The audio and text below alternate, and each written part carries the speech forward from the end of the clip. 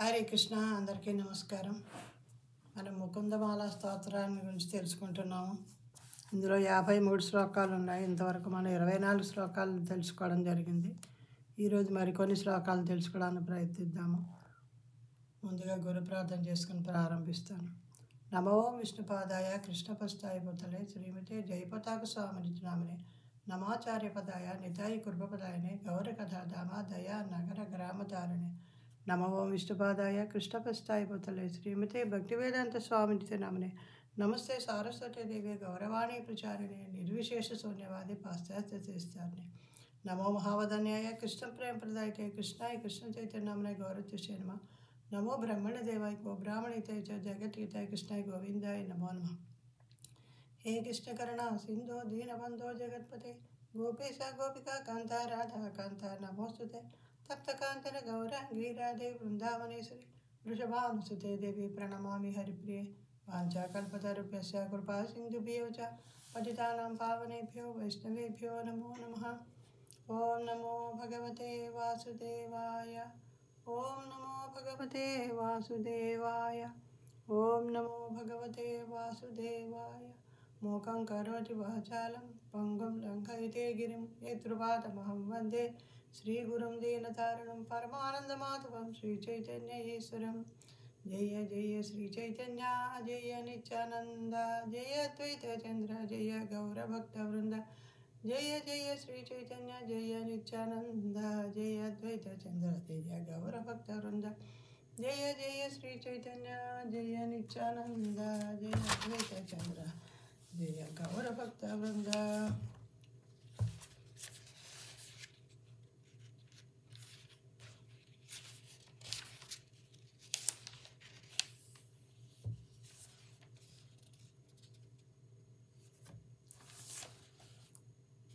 హరే కృష్ణ. 2 రోజుల క్రితం బలరామ జయంతి జరుపుకున్నాము. అంచేత బలరాముడి ప్రణతి స్తోత్రం కూడా చదువుకున్నాం.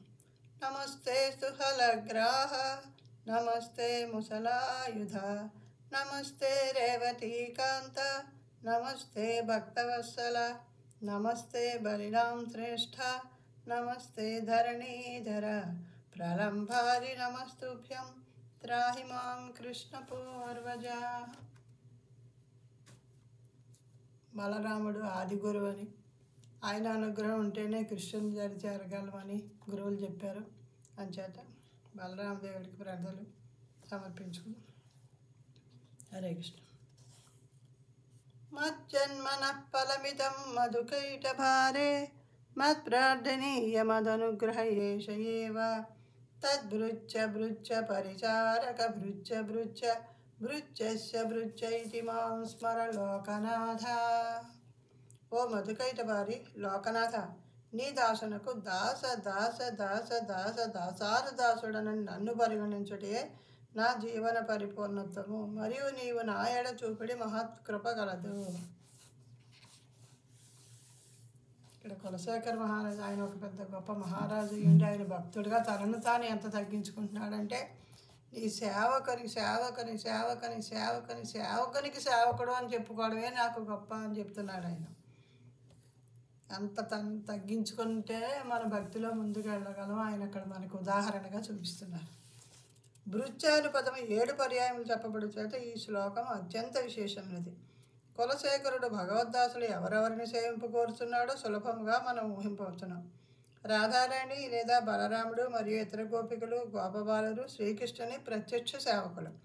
మరికొందరు గోపికలు గోపబాలురు ఈ ప్రత్యక్ష సేవకులకు సహాయకులు. మంజరులు అటువంటి సహాయ బృందమే. శ్రీకృష్ణుని సేవలో రాధారాణికి వారు తోడ్పడుతారు. రాధారాణి వారు తనకంటేనూ అధికంగా ఆనందమును అనుభవిస్తుంటారని భావిస్తుండను. వైష్ణవాచార్యులు విశేషంగా మాధుర్య రసభావంలో ఉన్నవారు గోపికలను సేవించరు. వారు తమ శిష్యులతో సేవించబడతారు. ఈ యుగమున శ్రీకృష్ణుడు శ్రీ చైతన్య మహాప్రభువుగా అవతరించాడు. అతన్ని బృందావన షడ్గోస్వాములు ప్రత్యక్షముగా సేవించరు. ఆ గోస్వాములు కృష్ణదాస కవిరాజు వంటి శిష్యులను స్వీకరించి ఉండరు. అట్టి శ్రీ చైతన్య మహాప్రభు సంప్రదాయంలోని శ్రీమద్ ఏసీ భక్తి వేదాంత స్వామి ప్రభుపాదుల వారు 11వ తరానికి చెందిన ఆచార్యులు. మనం ఆయన శిష్యులకి శిష్యులం కనుక తత్పృచ్ఛ భృచ్ఛ పరిచారక భృచ్ఛ భృచ్ఛ భృచ్ఛస్య భృచ్ఛ అను పద సమూహము కేవలము సుందరమైన కవిత్వమే కాకుండా ప్రతి భక్తుడు భగవంతుని పూర్వదాసుని సేవించినట్టే పద్ధతి అయిన పరంపర యొక్క చక్కని వర్ణన కూడా అయి ఉన్నది. తాను సమస్త వైష్ణవులకు దాసుడను అని భావించి వారి పాదధూళిని చరమును దాల్చడం చిన్నతనము కానే కాదు. దేవాది దేవుడకు శ్రీకృష్ణుడిని ప్రసన్నుని చేయుటకు అది ఉత్తమమైన పద్ధతి. మనం ఎంత తగ్గించుకుంటే అంతగా కృష్ణుడి కరుణ మన మీద లభిస్తుంది మనకి. వారి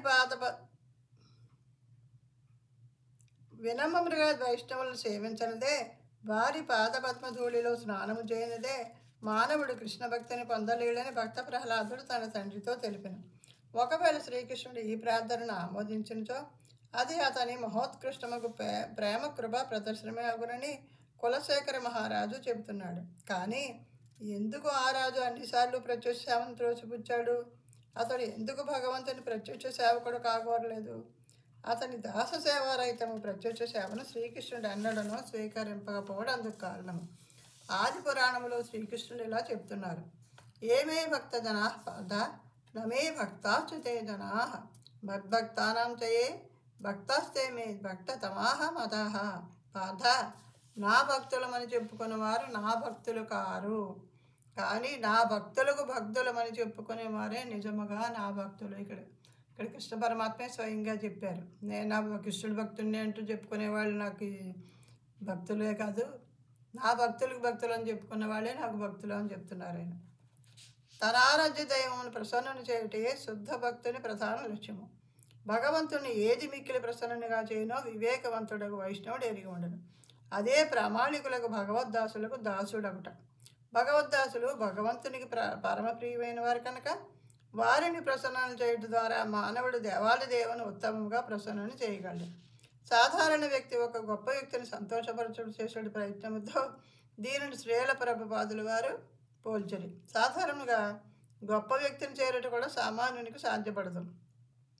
కానీ అదృష్టవశాత్తు ఆ వ్యక్తి యొక్క కుక్కను మురిపించే అవకాశం చిక్కినచో సామాన్యునికి వెంటనే అతని అనుగ్రహం లభింపగలదు. ఇప్పుడు లోకం తీరు అలాగే ఉంది కదా. ఒక ఆఫీసర్ దగ్గరికి వెళ్తే అక్కడ కుక్క కనిపిస్తే ముందర ఆ కుక్కను మంచిగా చేసుకోవడానికి ప్రయత్నిస్తూ ఉంటారు. దాని ద్వారా ఆయన్ని చేరాలని, అలాగే ఆయన కింద వాళ్ళని ప్రసన్నం చేసుకుని వాళ్ళ ద్వారా ఆయన చేరడానికి ప్రయత్నిస్తూ ఉంటారు. అలాగే ఇక్కడ మనం కృష్ణుడిని చేరాలంటే కృష్ణుని భక్తుల ద్వారా మనం చేరాలి అని చెప్తున్నారు. ఇక్కడ భక్తుడు సహజముగా వినమ్రుడై ఉండట చేత అతడు ఇతర భక్తుల ద్వారా సేవను అందించుటకు కల మరొక కారణము. అతడు క్రింద స్థానమునే పొందకోరును కానీ పై స్థానముని పొందకోరుడు. భక్తుడు ఎప్పుడు కూడా తానే ఉన్న స్థితిలో ఉండాలని అనుకోడు. అతడు భక్తులను సేవింపతలుచును లేదా వారు తిరిగాడిన ప్రదేశంలో పూజింపకోరును. భగవానుని అంతరింగిక భక్త సమూహంలో తాను కూడా ఒకడేనని నిజమైన భక్తుడు తొందరపాటుతో భావింపడు.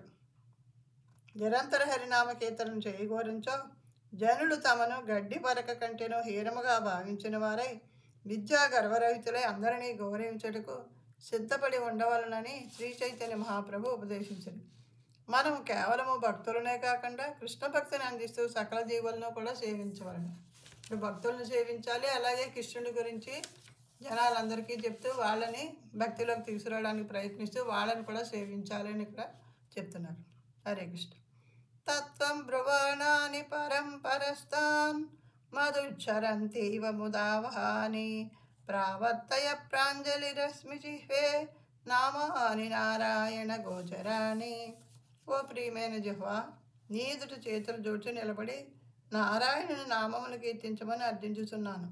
పరతత్వమును వర్ణించడి ఆ నామములు మకరందములే పరమానందమును కలగజేవు. ఈయన అక్కడ నాలుగుని వేడుకుంటున్నాడు, నారాయణ నామే పలుకు అంటుంది. హరినామాన్ని కీర్తించటకు ఆరంభంలో జిహ్వ ఇష్టపడకపోవచ్చును. కొందరికి అది కేవలం భారంగా తోచక కొందరు మాత్రమే దాని నిజమైన విలువను తెలుసుకోగలరు అని ప్రారంభికుల గురించి శ్రీల భక్తి వినోద ఠాకూర్ వారు వివరించారు. శ్రీల రూపగోస్వామి కూడా ప్రారంభికుల కష్టమును గుర్తించిన వారే శుష్కముగాను అయిష్టముగాను తోచినప్పటికీ నామజపాన్ని కొనసాగించమని అతన్నిట్లు ప్రోత్సహించరు. శ్రీకృష్ణుని నామగుణ లీలాదులు పంచదార వలె తీయనేనివి. అవిద్యాను పచ్చకామర్ల వ్యాధికి గురి అయిన వ్యక్తి నాలుకకు తీయని వస్తువు ఏదైనా రుచింపదు. అయినను అద్భుతమేమనగా ఈ మధురమైన నామాలను అతడు ప్రతిదినము శ్రద్ధతో జపించో అతని జిహ్వపై సహజముగా రుచి ఏర్పడి క్రమముగా రోగమూలము నశించిపోగలదు. పచ్చకామెలు వచ్చిన వాళ్ళకి నాలుక ఇప్పుడు చేదుగా ఉంటుంది, దాని చేత తీయటి పదార్థం ఇచ్చినా కూడా అతనికి రుచింపదు.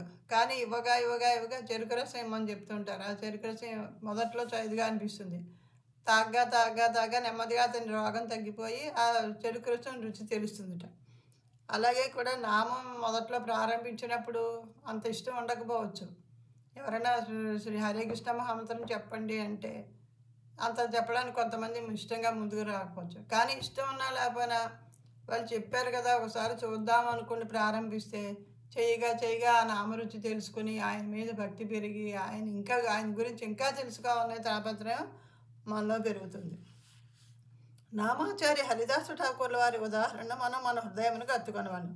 మహమ్మదీయుల కుటుంబంలో జన్మించినప్పటికీ వారు హరినామానుగ్రహం పొంది హరే కృష్ణ మహామంత్రము నిరంతరము జపింపనారంభించరు. ఈ ప్రకారంగా ఆయన మహోన్నతమైన భగవత్ ప్రేమను సాధించారు. నిజముగా ఆయన అంతటి మహాభక్తుడు అనగా శ్రీ చైతన్య మహాప్రభువే స్వయముగా పంచముఖములతో కీర్తిస్తున్నట్లుగా ఆ గొప్ప వైష్ణవుని ప్రశంసించారు. మనం హరిదాసు ఠాకూరును అనుకరింపరాదు, కానీ ఎవరైనా నెమ్మన కుటుంబమును జన్మించినప్పటికీ హరినామ కృపచే మానవుడు అన్ని రకాల ఆటంకములను అధిగమింపగలడని ఎరుగుట ఎంతో ప్రోత్సాహకరముగా ఉండదు. ఈ భక్తిలోకి రావడానికి కులాలేమీ లెక్క కాదు. అసలు కులాల గురించి కూడా పట్టించుకోకూడదు. ఆ భక్తిలోకి వచ్చిన వాళ్ళు ఏ కులము అన్నది కూడా మనం లెక్క చేయకుండా వాళ్ళని గౌరవించాలి. అది అక్కడ చెప్తున్నారు. అంతేకాకుండా హరిదాస్ ఎల్లప్పుడూ వినమ్రుడిగా ఉంటూ తన భౌతిక అయోగ్యతలను ఎరిగి ఉండెను.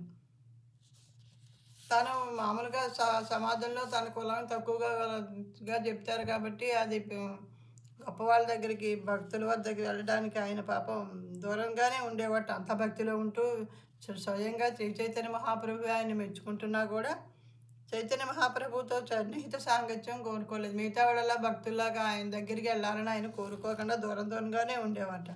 అలాగే జగన్నాథుని మందిరంలో ప్రవేశించటకు యత్నించలేదు. ఆ రోజుల్లో జగన్నాథుడి గుడికి వెళ్ళడానికి వీళ్ళకి మహమ్మదీయుడు కాబట్టి అవకాశం ఉండేది కదా, అనుమతి ఇచ్చేవారు కదా. అని చేత బయటించి ఆయన ప్రార్థన చేసుకునేవారు తప్ప నేను భక్తుడినే కదా నేను వెళ్ళాలనే ఒక ఇది ఆయన చూపించలేదు. హరినామామృత రుచిని తెలుసుకుని దానిని నిరంతరం కీర్తించువానికి హరిదాసు ఠాకూర్ వలె వినమ్ర భావాన్ని అలవరుచుకున్నట ఎంతో అవసరము. కృష్ణుని స్మరణమే హరినామంలోని మధువు కనుకనే హరినామ జపం పారవశ్యాన్ని కలిగించను. శ్రీల ప్రభుపాదుల వారి విషయాన్ని గురించి తెలిపరి. కృష్ణ చైతన్యమే అద్వితీయవార ప్రసాదం అనే పుస్తకంలో దీని గురించి ఆయన రాయడం జరిగింది. శ్రీకృష్ణ నామాన్ని ఎంత అధికముగా జపించిందో అంత అధికముగా ఆ మానవుడు ఆ దేవాది దేవుని పట్ల ఆసక్తుడగును. ఈ విధముగా శ్రవణ కీర్తనతో కూడిన సేవ ఆరంభం వంటిది. ఇది నవవిధ భక్తుల్లో మొట్టమొదటి శ్రవణం గురించి చెప్తారు. మొదట వినడం ప్రారంభించగానే మనకి ఇష్టం కలుగుతుంది. అప్పుడు మనం కీర్తన కూడా ప్రారంభిస్తాం. అలా నెమ్మదిగా ముందుకు వెళ్తాం. తర్వాతి పద్ధతి నిరంతర స్మరణం. ఎప్పుడైతే ఆయన గురించి విన్నామో తెలుసుకున్నామో ఇంకా ఆయన గురించి మనం స్మరిస్తూ ఉంటామో, మరి నలుగురితో దాని గురించి చర్చిస్తూ ఉంటాము. అది ఎవరైనాను శ్రవణ కీర్తనలో పరిపూర్ణుడైనప్పుడు శ్రీకృష్ణుని సదా స్మరింపగలడు. ఇట్టి మూడవ స్థితిలో అతడు మహోత్కృష్టులకు యోగియే అగును. ఇంకను మనం భక్తి యోగ ఆరంభ స్థితిలో ఉన్నను, అవిద్య చేత పీడితులై ఉన్నను, లేదా నిజమైన విలువేమిటో తెలుసుకొని ఆరంభించినను మనమందరము హరినామ జపము మరియు కీర్తనలను కొనసాగించుటే ఉత్తమము. నామంలోని మధువును గురించి వివరించు ప్రామాణిక భక్తులు రచించిన శ్లోకములను మనమందరము ఆస్వాదించవలను. ఈ దేవుడికి కృష్ణనామం గురించి ఎవరెవరైతే రాశారో అలాంటివి కూడా మనం తెలుసుకోవడానికి ప్రయత్నిస్తూ ఉంటే మనకి ఇంకాస్త ఇష్టం పెరుగుతుంది.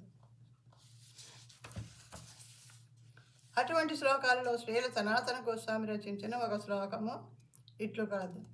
జయతి జయతి నామానంద రూపం మురారే విరమిత నిజ ధర్మ ధ్యాన పూజాది యత్నం కథమపి సకృదాత్తం ముక్తిదం ప్రాణినాం యత్ పరమమృతమేకం జీవనం భూషణం మే. సర్వానందమయమైన శ్రీకృష్ణుని నామముకు జయము జయము. భక్తుడు సమస్తముకు లోక సమ్మతమైన ధర్మములను ధ్యానమును అర్చనమును విడిచివేయనట్లుగా అది చేయను. ఒక్కసారి జపించినను ఈ నామము దీవునకు మోక్షము నసగలదు. అట్టి శ్రీకృష్ణుని నామమే మహోత్కృష్టముగా అమృతము. అదే నా ప్రాణము, ఏకైక ఆభూషణము. బృహద్భాగవతామృతం 1.9. హరే కృష్ణ.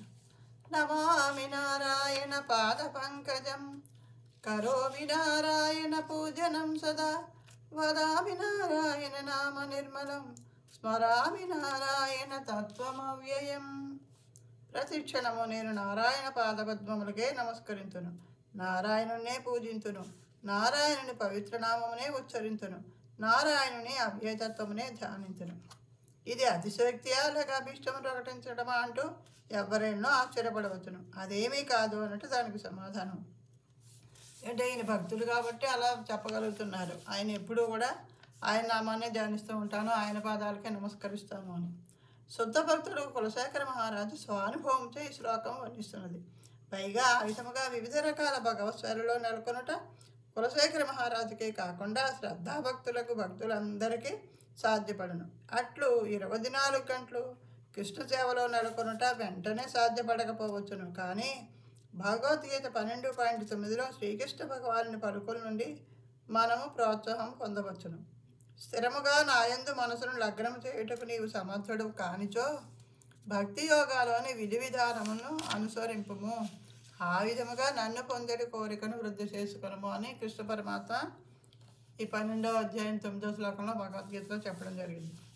కులశేఖర మహారాజు తొలుత నమామి అంటే నమస్కరించును అని పలుకుతున్నాడు. ఇది భగవంతుని ఎదుట మానసికముగాను శారీరకంగాను వంగి నమస్కరించడం సూచించును. ధూళిగణముగా నన్ను నీ పాద్మముల చెంత నిలుపుకొనము అని శ్రీ చైతన్య మహాప్రభు తెలిపినట్లుగా ఆ దేవాది దేవుని పాదముల చెంత నిలుపుకోమని ప్రార్థించుటను అది తెలుపును.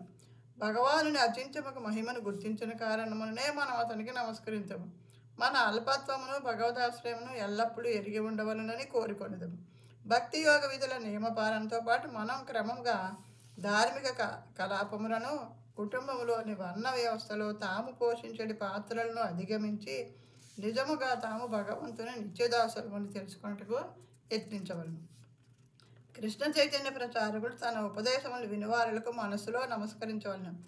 యారే దేఖా తారే కహా కృష్ణోపదేశ, మీకు కనిపించిన వారెల్లరకు కృష్ణోపదేశములను తెలియజేయడం అని శ్రీ చైతన్య మహాప్రభు తన అనుచరులకు బోధించారు.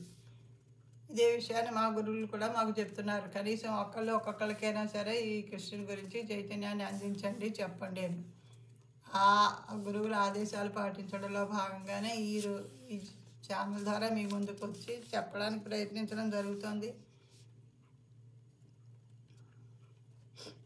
శ్రీ చైతన్య చరితామృతం మధ్యలీల 7.128లో ఏం చెప్పారు, ఇలా మీకు కనిపించిన వాళ్ళందరికీ కూడా కృష్ణ ఉపదేశాలు చెప్పండి, అర్థమయ్యేలా చెప్పండి, వాళ్ళని కూడా కృష్ణ చైతన్యంలోకి తీసుకురండి అని.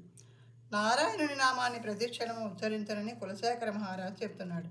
శ్రీల ప్రభుపాదుల వారు తమ అనుచరులకు అదే చేయమని ఆదేశించారు. హరే కృష్ణ మహామంత్రం జపమాలపై నిరంతరము జపించవలని ఈ హరినామ సంకీర్తనోద్యములో మా అనుచరులకు బోధిస్తూ ఉంటాము. ఇట్లు చేయలేని వారు కనీసం 16 మాలలైనా జపించవాలని ఆదేశించబడింది.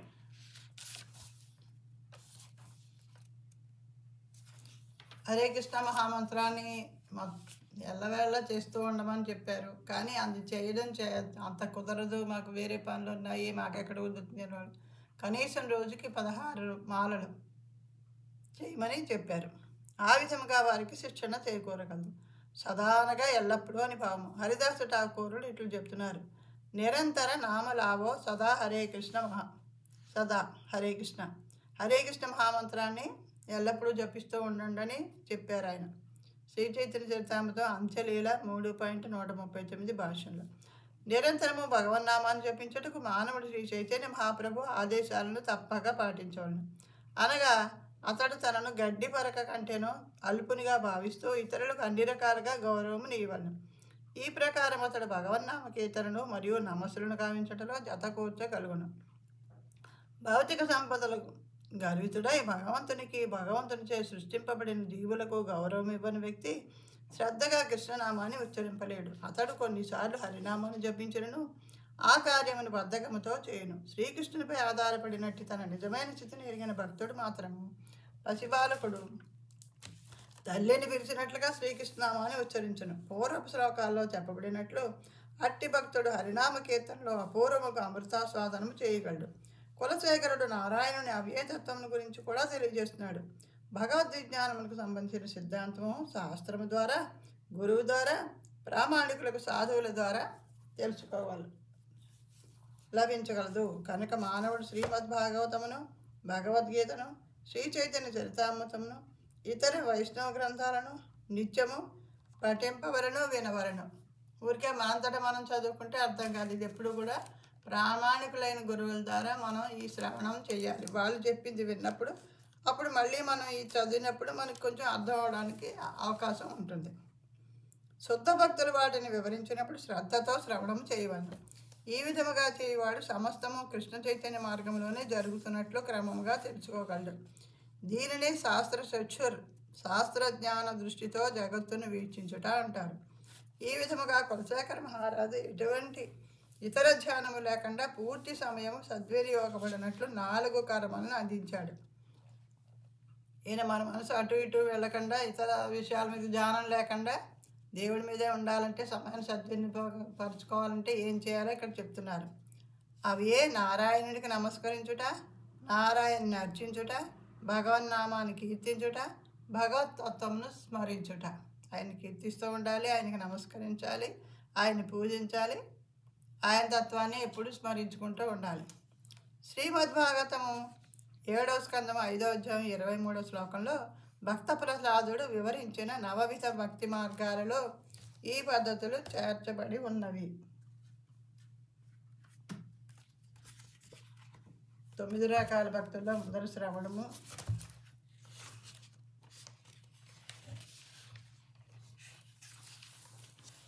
ఇందాక మనం చెప్పుకున్నాం కదా, శ్రవణము, కీర్తనము, స్మరణం ఇవన్నీ కూడా వరుసగా ఉంటాయి. వాటిల్లో ఇవన్నీ కూడా ఉన్నాయి. వీటిని భక్త ప్రహ్లాదులు కూడా అక్కడ చెప్పారు.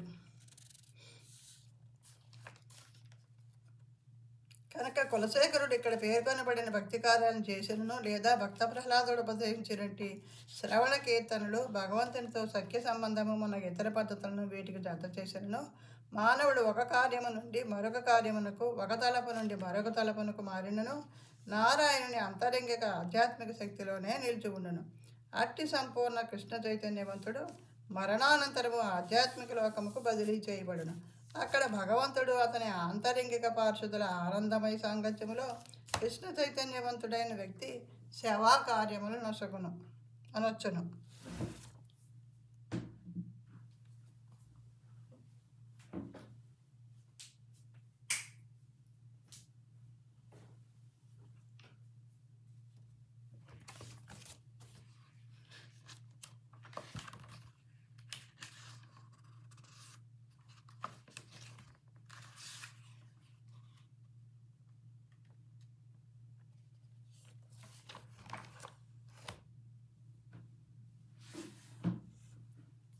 నవవిధ భక్తులు అంటే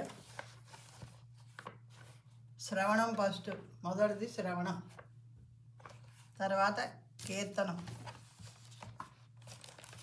తర్వాత స్మరణం, తర్వాత పాదసేవనం, తర్వాత అర్చనం, తర్వాత వందనం, తర్వాత దాస్యం, తర్వాత సఖ్యం, తర్వాత అది సర్వస్వం సమర్పించడం. వీటికి ఇక్కడ మనకి నవవిధ భక్తుల్లో ఇతర భక్తులు కొంతమంది పేరు పొందిన భక్తులు ఎలా మనకి ఉదాహరణగా ఇచ్చారో అది కూడా ఒక శ్లోకం ఉంది. ఇందులో అది కాదు, వేరే గురువులు చెప్పింది విన్నది. శ్రీ విష్ణు శ్రవణే పరీక్షిత భవావ ద్వయ్యాసకి కీర్తనే ప్రహ్లాద స్మరణే తదంఘ్రి భజనే లక్ష్మీ పృథు పూజనే అక్రూరస్సభివందనే కపిపతి దాసేద సఖ్యే అర్జునః సర్వస్యాత్మ నివేదనే బలిరభూత్ కృష్ణాప్తిరేషాం పరః. దీని భావం చూడండి. పరీక్షిత్ మహారాజు పరమోన్నత సిద్ధిని అంటే శ్రీకృష్ణ పాదపద్మాశ్రయాన్ని కేవలము విష్ణువుని గురించిన శ్రవణం ద్వారా పొందాడు. సుఖదేవ గోస్వామి కేవలము శ్రీమద్భాగవత కీర్తనం ద్వారా సిద్ధిని పొందారు. ప్రహ్లాదుడు భగవంతుని స్మరణ ద్వారా సిద్ధిని పొందారు.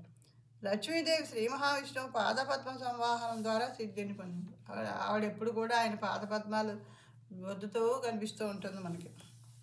పృథు మహారాజు భగవద్ అర్చన ద్వారా సిద్ధి పొందారు. అక్రూరుడు భగవంతునికి వందనం చేయడం ద్వారా సిద్ధిని పొందాడు. హనుమంతుడు శ్రీరామచంద్రునికి దాస్యం ద్వారా సిద్ధిని పొందాడు. అర్జునుడు కేవలం శ్రీకృష్ణుని మిత్రునిగానే సిద్ధిని పొందాడు. ఆయన భగవద్గీతలో చెప్తారుగా, నువ్వు మిత్రుడు కాబట్టి, భక్తుడు కాబట్టి నీకు ఈ రహస్యమైన జ్ఞానాన్ని అందిస్తున్నాను అని.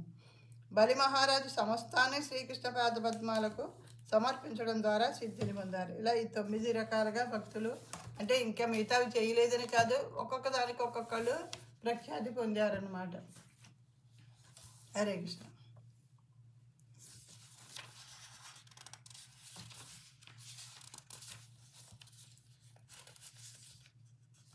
శ్రీనాథ నారాయణ వాసుదేవ శ్రీకృష్ణ భక్త ప్రియ చక్రపాణి శ్రీ పద్మనాభాచ్యుత కైటభారే శ్రీరామ పద్మాచ హరే మురారే. అనంత వైకుంఠ ముకుంద కృష్ణ గోవింద దామోదర మాధవేతి వక్తుం సమర్థోపి న వక్తి కశ్చిద్ అహో జనానాం వ్యసనాభిముఖ్యం. ఓ శ్రీనాథ నారాయణ వాసుదేవ శ్రీకృష్ణ భక్తప్రియ చక్రపాణి పద్మనాభ అచ్యుత కైటభారి శ్రీరామ పద్మాచ హరి మురారి. ఓ అనంత వైకుంఠ ముకుంద కృష్ణ గోవింద దామోదర మాధవ. జనుడు ఈ విధముగా నీ నామాలను ఉచ్చరింప సమర్థులైనను ఏమీ పలకకుండా మౌనము దాల్చి ఉన్నారు. ఆహా, ఆపదను కొని తెచ్చుకున్నట్టుగా వారు ఎంత ఇష్టపడుతూ ఉండేరో కదా. దేవాదేవునికి ఎన్నో నామాలు ఉన్నాయి. మనకి నోరిచ్చాడు దేవుడు, పలకడానికి మాట ఇచ్చాడు. ఆ నామాన్ని పలకడానికి మనకి శక్తినిచ్చారు, మనకి పలకగలము. కానీ పలకకుండా అలా మౌనంగా ఉండిపోతున్నాము. వీళ్ళు ఎంత ఆపత్తి కొని తెచ్చుకుంటున్నారో కదా అని మిగతా వాళ్ళ గురించి ఆయన బాధపడుతున్నారు. భక్తుల లక్షణాలు అలా ఉంటాయి. వాళ్ళకి వాళ్ళు భక్తి చేసుకుంటూ ముందుకు వెళ్ళిపోవడమే కాకుండా మిగతా వాళ్ళని కూడా భక్తులకు తీసుకురావాలని, అందరూ ఆ దేవాదేవుని పాదపద్మాలకు చేరుకోవాలని వాళ్ళు కోరుతూ ఉంటారు. దేవాదిదేవుడు అసంఖ్యాకమైన అచింత్య గుణములను ప్రకటించను. అట్టి గుణములను స్మరించుటకు కీర్తించుటకు భక్తులు అతన్ని అసంఖ్యాక నామాలతో సంబోధిస్తుంటారు. ఆ నామాలన్నీ భగవంతుడి శక్తితో నిండి ఉన్నట్టువి. నామానికి ఆయనకి తేడా లేదు అని చెప్తారు. రామ రామకారి బహుదా నిజ సర్వశక్తి తత్రార్పిత నియమిత స్మరణేన కాల అని శ్రీ చైతన్య మహాప్రభు శిష్టాష్టకములో 2వ చరణంలో పలికారు. ఓ దేవాదిదేవా, జీవుల సమస్త శుభము నీ నామములోనే ఉంది కనుక కృష్ణ గోవింద అను నామాలు నీకు కలవు. వాటి ద్వారా నీవు విస్తరించి ఉన్నావు. నీ శక్తినంతటినీ నీవు ఆ నామములో నింపితివి. వాటిని కీర్తించుటకు ఎటువంటి కఠోర నియమాలు లేవు. భగవానుడు తన పలునామ మరియు గుణముల ద్వారా పూర్ణముగా లభ్యమైనను ఆ భక్తులు అతన్ని దరిచేరనియు ఆ విధముగా వారు స్వయముగా తమ వినాశమును కొని తెచ్చుకొనుచున్నారని కులశేఖరుని సంప్రదాయంలోనే ప్రకటమైనట్టు శ్రీ యమునాచార్యులు స్తోత్రరత్న శ్లోక 15లో విచారములు వెలుబుచ్చరి. తనను శరణుజొచ్చని 4 రకాల జనులను గురించి భగవద్గీత 7వ అధ్యాయం 15వ శ్లోకంలో శ్రీకృష్ణ భగవానుడు ఇట్లు క్లుప్తంగా చెబుతున్నాడు. నమాం దుష్కృతి నో మూఢా ప్రపద్యంతే నరాధమాః మాయయాపహృత జ్ఞాన ఆసురం భావమాశ్రితాః. దుష్టులైన మూఢులు, నరాధములు, మాయచే జ్ఞానము హరింపబడిన వారు, దానవ ప్రవృత్తి అయిన నాస్తిక స్వభావమును కలిగి ఉన్నవారు నన్ను శరణు పొందరు. అక్కడ కృష్ణ భగవానుడు మనకు భగవద్గీతలో స్వయంగా చెప్పారు. మూఢత్వంతో ఉన్నవారు, దుష్టులు, ఇంకా మనుషుల్లో అధములు, వీళ్ళెవరు కూడా ఈ మాయతో ఆవరించబడి వాళ్ళ జ్ఞానం, వాళ్ళు దానవ ప్రవృత్తిలో ఉంటారు. అంచేత దేవుడే లేడనే నాస్తిక స్వభావంలో ఉంటారు. వీళ్ళు మాత్రం నా దగ్గరికి రారు, నన్ను శరణు వేడరు అని ఆయన చెప్పారు. శ్రీల ప్రభుపాదుల వారు హరినామ సంకీర్తనోద్యమాన్ని ప్రచారం చేయించు ప్రపంచవ్యాప్తంగా పర్యటించినప్పుడు జనులందరూ దాదాపుగా దివ్యజ్ఞానం యొక్క సరళమైన సూత్రంను కూడా ఎరగకుండా ఉన్నారని గమనించరు. శ్రీల ప్రభుపాదుల వారు ఆయన గురుదేవుల ఆదేశం ప్రకారం ప్రపంచవ్యాప్తంగా ఈ హరే కృష్ణ మహామంత్రాన్ని వ్యాప్తి చేయడానికి వెళ్ళారు. అక్కడ అంతా ఆయన ప్రపంచం అంతా పర్యటించారు. అలాంటప్పుడు వీళ్ళందరూ కూడా ఇంత సులువైన మార్గం కూడా వీళ్ళకి తెలియలేదు అని చెప్పి తెలుసుకుని ఆయన చాలా శ్రమపడి ప్రజలందరినీ భక్తులకు తీసుకురావడానికి చాలా కష్టపడ్డారు. ఆయన వ్యక్తి తాను ఆత్మస్వరూపుడే కానీ దేహము కాదుంట. కనుక ఆత్మ అత్యంత ప్రధానమైనదంట ఆధ్యాత్మిక జ్ఞానముకు సంబంధించిన మొట్టమొదటి పాఠము. ఈ శరీరం కాదు, మనం మనం నేను అంటే ఆత్మే అని చెప్పి, ఈ ఆత్మ ఎప్పుడు ఈ శరీరం శిథిలం అయిపోగానే మళ్ళీ ఇంకో శరీరాన్ని తీసుకుంటూ ఉంటుంది. అంచేత ఈ శరీరం కోసం బాధపడకుండా ఈ ఆత్మని భగవంతుడి వైపు మళ్ళించుకోవాలనే ఉద్దేశంతో ఈ ప్రచారం చేయడం జరిగింది. కానీ పాశ్చాత్య దేశాల్లోని జనులు, చివరకు పండిత జనులు కూడా ఆత్మ స్వభావాన్ని ఎరగరు. కనుక మానవ జీవిత నిజకార్యమైన భగవదవగాహన పొందుట్లో వారు విఫలమవుతున్నారు. ఆత్మ భగవంతుని సూక్ష్మాంశ కనుక ఆత్మ నెరగజాలని వారు భగవంతుని ఎరగలేడు. ఈ ప్రకారము సూక్ష్మాంశనే ఎరుగక మానవుడు పూర్ణము నెరుగుటలో విఫలమవుతున్నాడు. ఆత్మ నెరుగుటకు బదులు జనులు దానిని మరిచి ఉన్నారు. మరింత హీనముగా వారు దాని అస్తిత్వమునే త్రోసిపుస్తున్నారు. దీనికి తోడుగా భగవద్భావనారహితులకు శాస్త్రజ్ఞులు జీవం రసాయన పదార్థము నుండి జన్మించిన సిద్ధాంతం ప్రచారం చేయుచు జనులను అజ్ఞానములో ముంచుతున్నారు. శ్రీల ప్రభుపాదుల వారు దీనిని నాస్తిక సిద్ధాంతముగా వర్ణించి దానిని నిరూపించలేరని విషయమును బహిరంగపరిచింది. ఆ విధముగా నాగరిక దేశములు, విశేషముగా పాశ్చాత్య దేశాలు మూర్ఖుల స్వర్గమై ఉన్నదని తెలిపారు. జనులు భగవంతుని మరియు అతని నామ మరియు లీలను విస్మరించి ఆపదలను కొని తెచ్చుకుంటారని కులశేఖర మహారాజు రచనలో తెలుపుతున్నారు. ఈ ఆపద వ్యక్తిగతమే కాకుండా సామూహికమై ఉన్నది. లౌకికులు సాంకేతిక పురోగతి అనే స్వర్గంలో నివసించుటకు ప్రయత్నిస్తారు. కానీ యుద్ధము సంభవించినప్పుడు లేదా ఇతర ఉపద్రవాలు వాటిల్లినప్పుడు ఆ స్వర్గము కనుమరుగగును. మూర్ఖులను మూర్ఖులని పిలిచించో వారు క్రోధులగుదురని శ్రీల ప్రభుపాదుల వారు ఎరిగినప్పటికీ తమ గ్రంథాల్లోనూ ప్రసంగాల్లోనూ మూర్ఖులైన లౌకికులను ధైర్యముగా విమర్శించట్లో ఏమాత్రమూ వెనకాడలేదు. కానీ వారు కేవలము విమర్శించుటే కాకుండా సమస్త జగత్తుకు ఊరటను కలిగించే ఉపదేశాలను, ఉదాహరణలను అందించరు. ఆధ్యాత్మిక పురోగతికి అధిక సమయాన్ని కేటాయించినట్లుగా జీవించేటట్లో కృష్ణ చైతన్య సంఘ సభ్యులకు వారు బోధించరు. కృష్ణ చైతన్యోద్యమ సంఘము సమస్త జగత్తుకు ఉదాహరణ లాంటిది. దానిలోని సభ్యులు తమ సమస్యలను తగ్గించుకుని శ్రీకృష్ణుడే కేంద్ర బిందువు అయినట్టు జీవితమును గడపట్లోనే తగ్గించుకొని శ్రీకృష్ణుడే కేంద్ర బిందువు అయినట్టు జీవితమును గడపడానికి ప్రయత్నిస్తూ ఉంటారు. 4 రకాల జనులు తనను శరణ పొందుటకు ఆసక్తిని కనపరచరని శ్రీకృష్ణుడు భగవద్గీతలో పేర్కొనను. ఆయనను బద్ధజీవులను ఉద్ధరించి చక్కని ఉదాహరణను నెలకొల్పమని తమ గురువు ఆదేశమును ఆమోదించిన వారే భక్తులు తమ యత్నములు కొనసాగిస్తూ ఉంటారు. ఈ 4 రకాల జనులు నన్ను చేరని ఆయన చెప్పినా ప్రయత్నిస్తే వాళ్ళని కూడా మార్చొచ్చేమో, గురువుగారు చెప్పారు భక్తులు అని చెప్పి భక్తులు ఆలోచిస్తారు, వాళ్ళ కోసం వెంటబడతారు. ఈ నామం ఒకసారి పలకండి, ఈ పుస్తకాలు చదువుతూ ఉంటే మీకు అర్థమవుతుంది కృష్ణుడి గురించి అని శ్రీల ప్రభుపాదుల వారు మనకి ఎన్నో పుస్తకాలు అందించారు. ఈ కృష్ణుడి గురించిన వివరాలన్నీ భగవద్గీత, భాగవతం ఇలాంటి గ్రంథాల్లోంచి శ్లోకాలు తీసుకుంటూ ఆయన ఎంతో చక్కగా వివరించారు. ఆ పుస్తకాలు చదువుకుంటూ గురువులు చెప్పింది వింటూ హరే కృష్ణ మహామంత్రాన్ని చేసుకుంటూ మనం ముందుకెళ్తే ఆయన గురించి తెలుసుకోగలుగుతాం, ఆయన పాదాలను ఆశ్రయించగలుగుతాం. అప్పుడు మన జీవితంలో మనం తరిస్తాం. ఈరోజు ఇక్కడితో ఆపుతున్నాను. ఇంతవరకు 29 శ్లోకాల వరకు పూర్తయింది. ఆ శిక్షా గురువులందరికీ పేరు పేరు చెప్పున పాదాభివందనాలు చేసుకుంటూ హరే కృష్ణ కృష్ణ కృష్ణ హరే హరే, హరే రామ రామ రామ హరే హరే. వాంఛాకల్పతరుభ్యశ్చ కృపా సింధుభ్యో చ పతితానాం పావనేభ్యో వైష్ణవేభ్యో నమో నమః.